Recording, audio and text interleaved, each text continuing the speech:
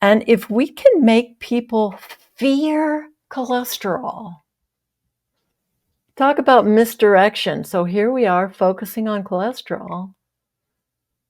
We're not going to look over here. Victoria, how did you find Carnivore? Well, Dave, I was a health nut for a long, long time, for decades. And I avoided red meat and pork and butter for about 45 years. I ate what I was supposed to eat. I ate mountains of salad, tofu. If I ate meat, it was chicken, skinless, and lots of veggies, low-fat dairy, low-fat everything. And there were some good parts about that. So I wasn't eating sugar. I wasn't drinking alcohol. I wasn't smoking. I wasn't eating trans fats. And I wasn't eating processed foods. I was cooking all my own stuff. And so, I kind of expected to be the poster child for good health from eating that way for so long. And I really believed in it, really believed it strongly. And as a storyteller, because I'm a writer and I am a word nerd, I'm not a chemist. And so I was depending on these outside sources to tell me what was nutritionally sound for me to eat. And I paid attention to it and I did it faithfully. And, my health, you always have to ask compared to what? My health was pretty good compared to a lot of people in my age group. I am right now 70, and many of my peers have a hard time walking, and some of them are dying. Often they have chronic conditions. So I did avoid the extreme kinds of chronic diseases. I've been really interested to see the carnivores who come to Carnivore because they are so sick. And what they're willing to put themselves through to get well is just really quite something. So I was not in that category, but I did have some problems. So I'll just go quickly through what I had and what Carnivore did for it, which is my thyroid failed about 15 years ago. And so I am still on thyroid medication. It's come down some on Carnivore, but it's not gone. I do want to mention to people who are going to embark on this that if you've been eating superfoods and whole grains and lots of legumes like you're supposed to from the narrative in the public, go easy and expect that you will have oxalates shedding. I started getting a lot of oxalate shedding, and they're still shedding. 5 years into it. So it's been 5 years. I found it in 2020. I found it online, like most people do. And when I did find it, it was one of those, what? What? But all my life I've heard that red meat is bad for me. And now you're telling me not only is it not bad, but it's good for me? That is extraordinary. And I was just sort of, that British word, gobsmacked, just flabbergasted. And truthfully, it took me a while to go from thinking, okay, this isn't bad for me, to this is good for me. Anyway, I started eating meat and started noticing things. The very first thing I noticed, so all that time that I was eating the health food diet, so-called, I had to do a lot of fasting to control my weight. And as the years went by, I had to do it for longer and more often. And so food was kind of a problem. It was like a problem in my life. What do I eat? When do I eat it? How do I eat it? When do I fast? All of that. And the first thing I noticed on Carnivore was weight stabilization. Absolutely, you could eat. I could eat. I could actually eat. And, in terms of the whole calorie model, so much more food without my weight just kind of I weigh basically the same that I did when I started. And that's 5 years.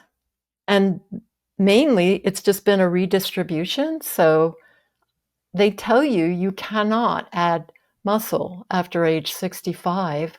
And I have added about 5 pounds of muscle. I'm not a very big person. Um, I'm 5'3", so, and not a big frame. So, that's pretty good. And what else did I notice? So I was getting a lot of bone spurs, which are uncomfortable. And I was getting them in my shoulder, a really long one, and just in my feet. And those have almost complete, well, this one is gone. And a lot of the ones in my feet are gone. I only have one little sort of nodule left. And that is amazing. It's just great. Uh, Arthritis. So we're told that arthritis is inevitable and that we're going to get arthritis. And when I first realized that I had arthritis, that's what I was told. Well, you're getting older and this is what happens and our joints break down and da da da da da. So arthritis has really improved. It is remarkable to be able to do things that without pain. Now, I have tried to get back to jogging because I was a jogger for decades and then had to give it up in 2017. But I haven't been able to get back to it, but I can walk very fast and without pain and do, exercises. So there was that.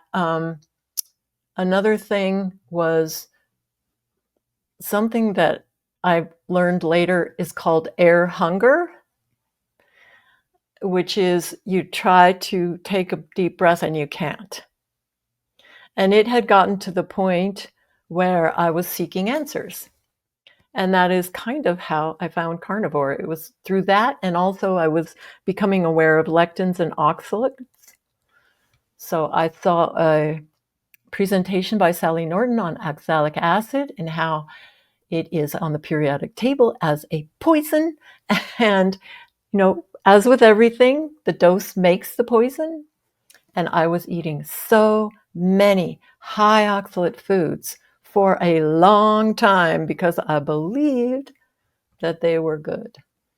So consequently, lots and lots and lots of oxalates shedding, little crystals coming out of my eyes, coming out of my face, coming out of my neck, coming out of my chest, coming out of my back, pretty much everywhere. And it's still happening. But at this point, I kind of welcome it because every time I shed some more, my joints feel better and I feel better. So that's how that goes. Now, there's one cosmetic thing, which was I started going gray in my 50s. And when I went carnivore, my hair color came back. This is my hair color. I don't color my hair. And I think a lot of people probably think that's a lie. But it happened to you too, didn't it? You got some color back in your hair. It has come back a bit, but I think, yeah, just because of the way I kind of worry and stress about things, I think that's kind of had an impact on my hair. So my hair's hasn't got that much color in there, but some hair came back, definitely, like in the little bald patch there. Yeah. And so it's kind of amazing because it's certainly not something that I expected. And I know it doesn't happen to everybody, but it's probably due to better mineralization. I don't know. Anyway, the most important thing is that I had gotten some plaque in my arteries. So I had had a carotid scan and it showed some soft plaque, no hard plaque, but some soft plaque. And I sent you the scans for that so that you could know that I wasn't lying. But a year into it, or about a year and a half into it, I had a scan and the doctor remarked on there, reduced plaque. This is great. Your actual age is your biological age is much younger.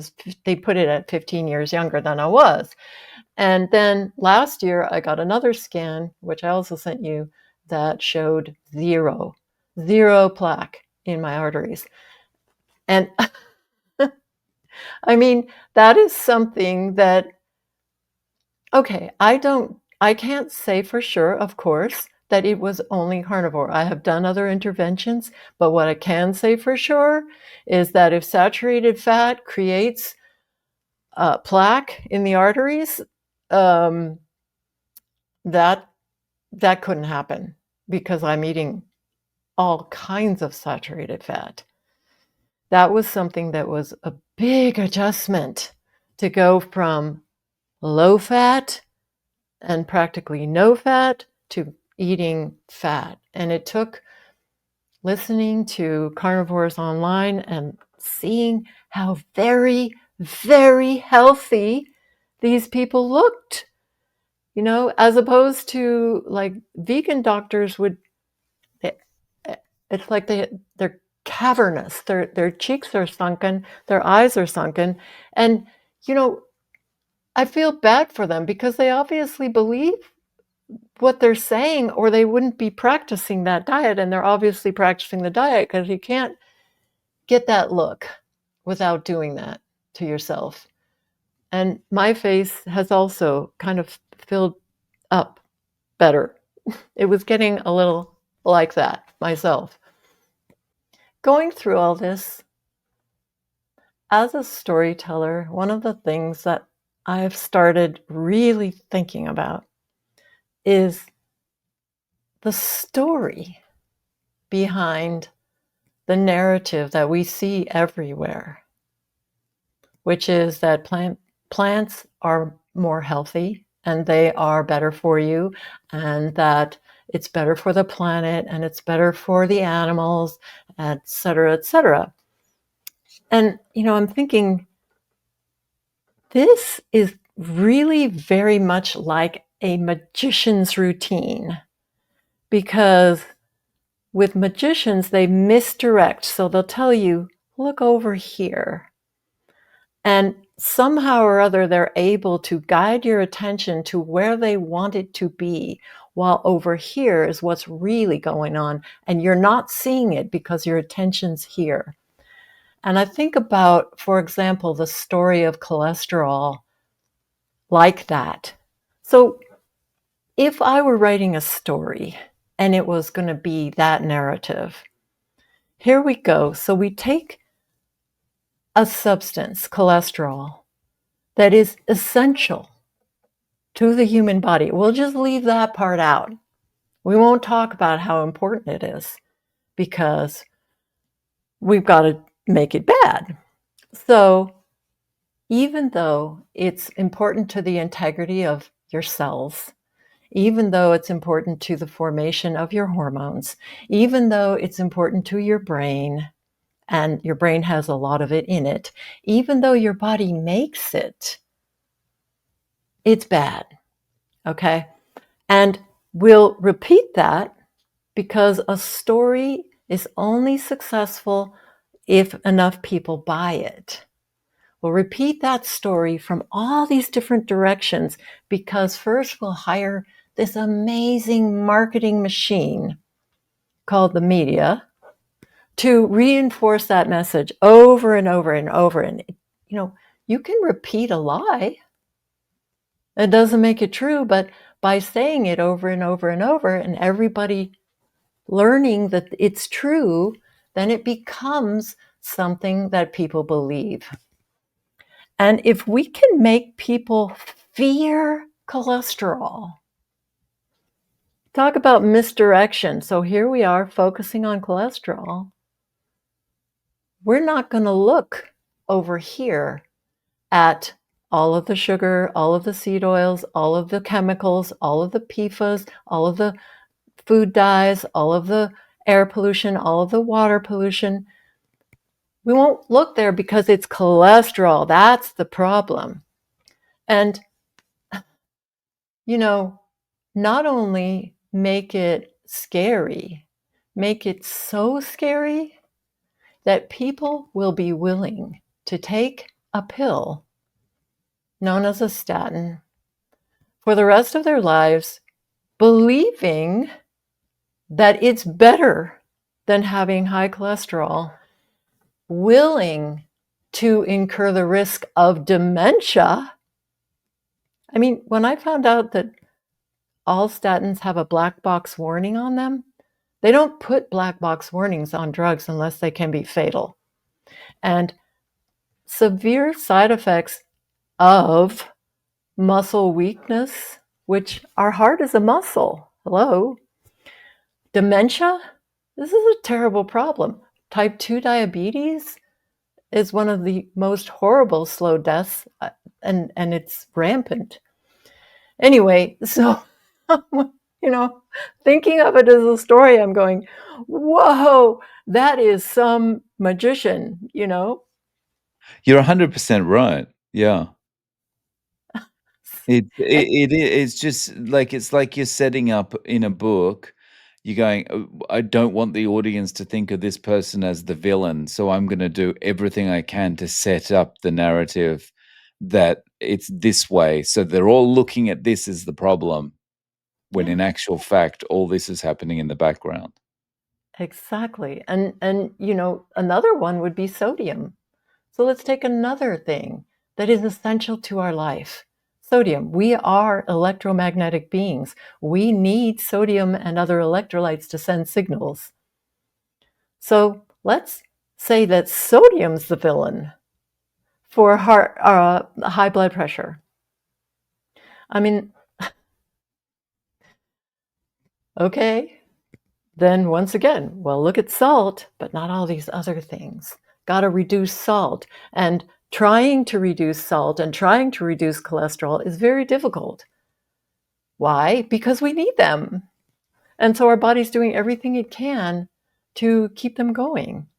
So anyway, that's how I got into it. And I did want to talk about one other thing, which is,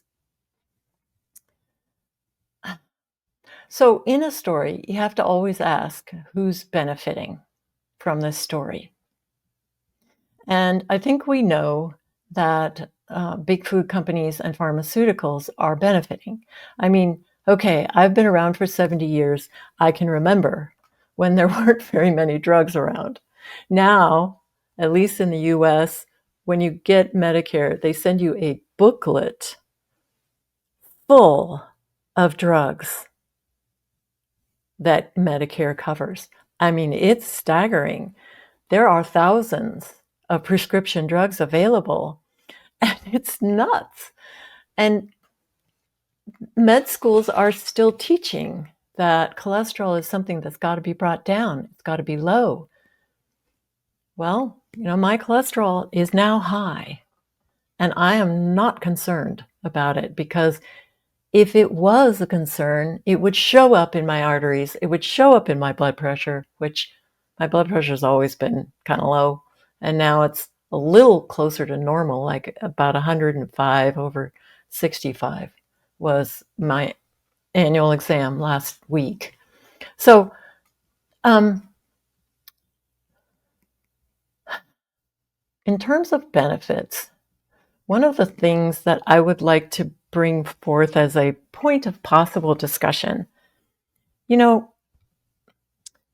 vegans, okay, the story of veganism is very appealing.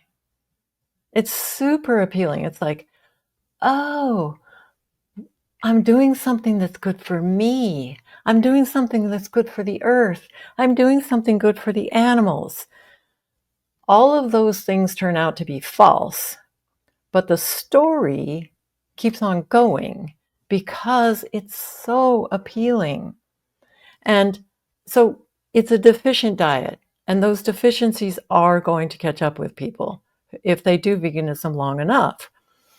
I think it's unfortunate that for so long protein has gotten away with, you can put that there are 4 grams of protein in something wheat, and it's equated with 4 grams of protein in animal-based foods, and they are not the same. And in fact, they can apparently get misfolded in our bodies when it's the wrong type. So, and the vitamin B12 and the other problems that come along with veganism, that where you have to supplement, and you have to really stay on it and spend a lot of money. That's another fallacy, is the idea that meat is expensive. You know, it's not, if you're paying for nutrition anyway. Um, and then the whole thing of the idea that cows are somehow responsible for climate change and methane emissions. And that's one I never did buy into, because we have this Great Plains in the United States that had at one point such a thick layer of topsoil, like almost 2 feet deep, of rich topsoil made by the American bison or buffalo. And there were millions of them, millions. And then I also heard that, I read about how cows can reclaim desert. They are good for the land, very good for the land, very important. And, the idea that eating plants only is saving animals somehow is also a fallacy, because, for one thing, what do you want to have happen to those animals if they're not going to be cared for by humans and given a quick, humane death? And that is something that, I think we should pay attention to. Yes, there are cruel people in the world, but there are cruel people in every industry and every walk of life, and they are not the majority by any means. So, and the thing of that, if you're growing plants and monocropping, so many pigs die, so many foxes, so many coyotes, so many uh, mice and rabbits and prairie dogs and insects die to make these plants live. But anyway, my point being that I think, with the exception of some vegan influencers online who, are somehow possessed with self-righteous holy zeal and make themselves very obnoxious, I think that the majority of vegans come to it with good intentions. They believe the story, and they want to. I just think that if we could somehow or other bring carnivores and vegans together, and because it's unrealistic to think that people will stop eating plants. If people are going to keep eating plants, they're going to need soil. The soil is, millions of pounds of pesticides sprayed every year, used up, battered, um, and it needs rejuvenation desperately. And that could be provided. And it's like, if you think about the sniping that goes on between vegans and carnivores, who benefits? Well, again, it's big food, it's pharmaceuticals, because these, okay, the camps are very different, but they both want clean food, you know? Yeah. It's actually, in a lot of ways, I mean, there's people that are doing it for ethical reasons, but, you take that part out of it, at the end of the day, everyone's looking for what's gonna be a healthier option for them, which Yeah. is not ultra-processed food, which is not Yeah. pharmaceuticals, right? Well, and the thing is that if you believe in your diet and you start having health issues, again, it's misdirection. You're not going to look at the diet as the source. I didn't for a long time. I didn't look there because I thought, well, I'm doing everything I can with my diet, so it must be elsewhere, And it's another misdirection, like the misdirection where we're taught that all mental illness stems from psychological reasons, you know? And when now we're learning with the work of people like Georgia Ede and Chris Palmer and other people that there's a component that is nutrition. And I'm not saying that there's no psychological involvement, but it's not pure, which, you know, there are so many more options when you know that you can eat meat and be healthy. Right. Definitely. Um, and it's yeah, you're a perfect example of that. The way you've eaten over a period of 40 years and like just changing to eating a meat-based diet, you see these improvements. Yes, yes. S So, and on that, I mean, it's been 5 years. For you, Hmm. there's no going back? No, no. I mean, I, I, I've heard about the difference between moderator and um, abstainer, right? And I am a moderator. I can completely forget about, um, like, I can have a handful of blueberries once every couple months, and it's not going to send me into a binge or anything like that. And if I have people over, I might make a veggie dish for them just because that's what they like to eat. And I might take a couple bites just to for companionship. But when it comes to my daily eating, it's all meat. Right. Yeah. And so what is a day's menu like for you?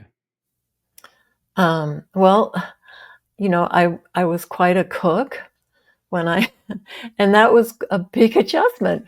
When you learn to cook all these things and then all of a sudden you're just cooking meat and eggs, it's and some fish. Well, I've learned to cook it really like I really like it now. Uh, so I I mean, I have a source here in Colorado where it's a ranch. They treat their animals really, really well, and so I just order from them, or I go to Costco and get their grass-fed burgers, and I make whatever is I'm inspired to make, and cook it and eat it, my and with my family. And that's, 2 times a day? 3 times a day. Yeah, I did the 2 times a day, and it really works for me to do breakfast, lunch, and dinner. It just does. So I do. And so you said, "Eat it with my family." Like, how does your family feel about the way you're eating now? Well, I have family members that are dedicated to other ways of eating, and I have family members that are, much more carnivore oriented, and it's you know, I'm not here to preach. I figure they see the benefits. My friends, when I would let them know, the people who have known me a long time, all had the same reaction. The reaction was, "You? You're eating meat? What?" And a couple of them have been interested enough to start eating meat themselves, and feeling the benefits. They call themselves the beneficiary of my experience. But for the most part, people just, you know, people are going to eat what they're going to eat. And it's a lot to ask of most people to so radically change their diet, especially when you consider how food gets tied in with emotion and identity. So, yeah, I just try to be an example.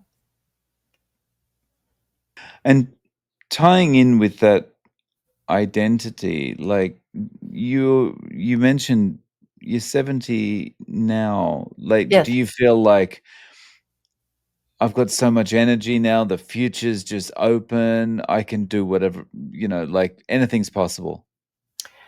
That is a big, big deal because in this society, anyway, when you hit 65, there are a lot of messages coming at you. Okay, everything's winding down. You've had your main part of your life, and there's nothing really more to do other than kind of, I have a friend who calls it the waiting room. So, so uh, you've got to learn to talk back to that because it's going to be coming at you from all kinds of places, just like the standard messages about what you should eat. You're going to hear things about getting older and da da da da. And yeah, that is a big deal to feel. I feel about 40, I guess, right now. Yeah, that's awesome. So, like you mentioned you're a storyteller. Can you talk a little bit more about that? Like, do you write books? Do you have this ongoing kind of Yeah. writing that you do? Are you working towards anything? Yes, yes, I've written a number of novels, and I'm been published in 20 countries, and I've written a couple of nonfiction books. And I kind of ran out of steam a few years back, and now I'm back at it. So, yeah, I'm working on a novel, and it is good to feel like that creativity is still there, the energy to create, the inspiration to create, the feeling that this isn't me something I did before, but something that I'm doing now. And I think that seems to come across in the carnivore community. Let's expand, let's do stuff, let's try new things. I have my own definition of old and young. To me, an old person is a person of any age who wants to do only what they've already done. And a young person is a person of any age who wants to do and will do new things. And, I'm learning new stuff all the time and meeting new people. And there's no reason to cut myself off from my own future because of the narrative. Again, it's a narrative, it's a story. And we're all buying stories every day, all the time. We get to choose which stories we're buying. Yeah, that's a really cool way to look at it. Like if you just want to do the same things you've always done, then that is getting old, right? It just makes me immediately think of the person who retires from their job and then spends the rest of their life sitting in front of the TV. Yeah, yeah, And it's over, it's just you sure. haven't admitted it to yourself, right? Yeah, yeah. Mm. I've interviewed 85-year-olds that have turned to carnivore and are doing well, and it's just it reinforces it's never too late, right? It's like that age, we say age is just a number, and in the actual reality is it is, unless you allow it to be more than that. Well, and I read an article about a guy who was playing pro baseball well into his 40s or maybe even 50s. And they said, "How do you do that at your age?" And he said, "How old would you be if you didn't know how old you were?" And that is very profound. It's a question to ask ourselves. How old would we be if we didn't know how old we are? Because there's just too many numbers that we are asked to take into account as if they are meaningful in the sense of shutting things down. They're meaningful in the sense of experience, but not shutting things down. So, anyway, Yeah. So, Victoria, if you were giving someone advice on getting started with carnivore, maybe they're coming from a similar kind of background you came from. yeah. Um, what would you advise them? What would you tell them is the best way to get started? Well, I would say take your situation into account, kind of take an inventory of where you're at, understand that there will be adjustments, and make the experiment. And I would definitely say go gradually. I went pretty gradually, so I didn't have all those um, horrific experiences that people who just go. And it's funny the phrase "cold turkey," but to cut out everything that you're used to immediately with no transition is not a good idea, and probably not good for your body either, because your body needs time to adjust, especially if you're eating lots of superfoods. Yeah. Um, so, Victoria, I really appreciate you coming on and sharing your story. Thank you so much. If Thank people want you. to reach out to you, is there any way they can get in contact, or how can they find your books online? Well, I am on Amazon, and so a couple of my books are worldwide, because some of them you can only buy in certain countries at certain, in certain ways. But yeah, they can find me. I have a website under my name, so they can find me there, and there's a way to email me if they want to, although I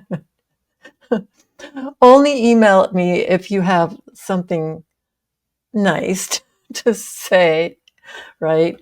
Um, I admire you and people like you, the influencers that take it on, and have taken it on before it became something that more people were accepting.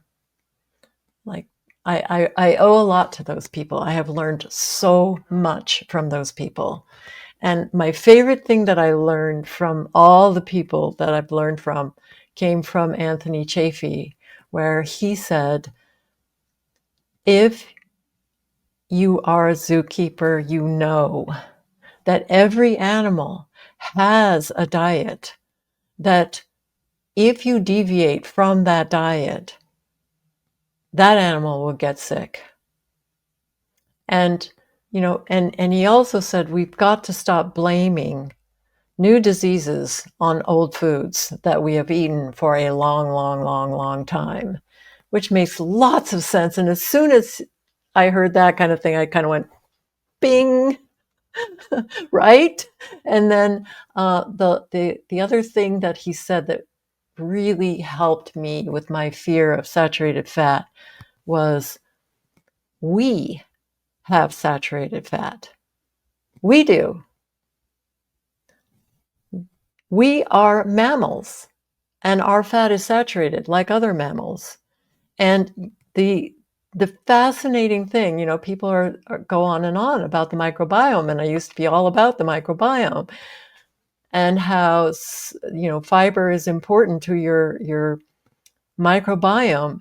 Well, when your microbiome is functioning the way they want it to, which isn't always, what it's doing is it is creating short chain fatty acids, which are saturated. And it's like, okay, you can't have it both ways. You can't have saturated fat. It's terrible. And saturated fat, you've got to make sure that you're making it by your microbiome and fiber and all that. So anyway, it's been really, really, I am so grateful to those people online, men and women who bravely went forth and told their stories and helped me.